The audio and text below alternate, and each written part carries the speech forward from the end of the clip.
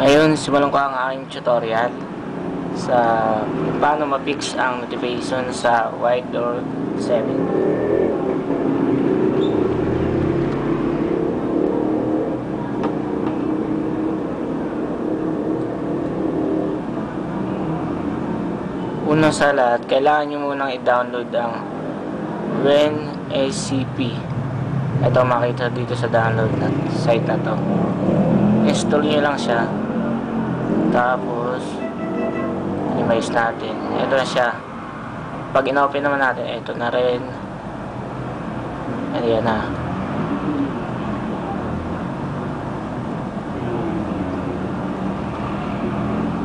Tapos punta tayo sa ating cellphone. Tapos go to Cydia. Makita nyo to. Kailangan dalawang yan, tsaka to naka-install. Open SSH, Open SSL. Kailangan naka-install yan.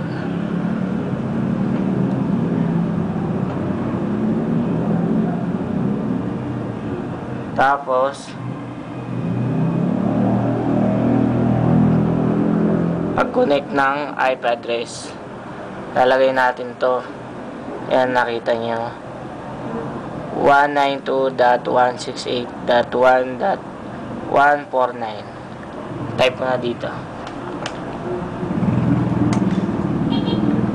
192.168.1.149. Ang username naman ay root. Yan din ang gagamitin ninyo. Tapos password Alpine. Tapos login. Searching for host. Ay, nag-error ako dito. Reconnect.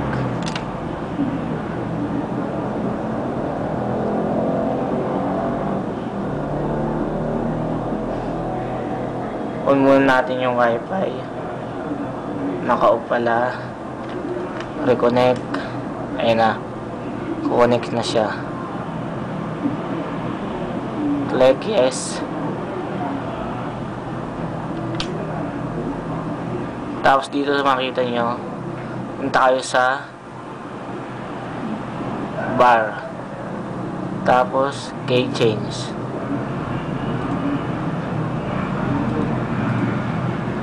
Tapos nakita nyo yan, YouTube, tapos YouTube key, tapos force search, force key. Ayan, yan kailangan natin ilagay. So meron na ako nyan. Hindi ko na kailangang ilagay itong naka-zip file. Ipipaste nyo lang yan dito pag wala pa kayo nyan. Tapos sumunod, ano tayo sa terminal.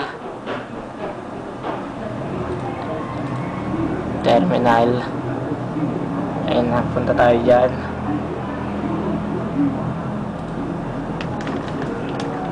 Type natin cd private bar tsaka keychains.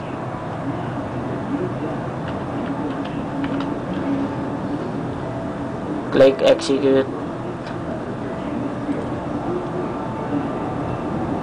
Tapos erase natin to. Type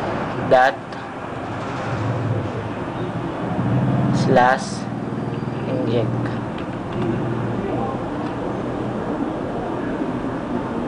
Ayun na. Pag mayroon na kayo nakitang ganito, isa lang ibig sabihin yan, okay na siya. Ayan.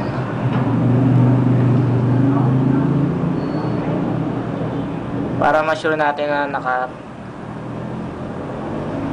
ma-fix na yung notification natin sa WideDoor 7 or WideDoor 7.1, download nyo yung iPusher. So test natin, ito pakita ko sa inyo.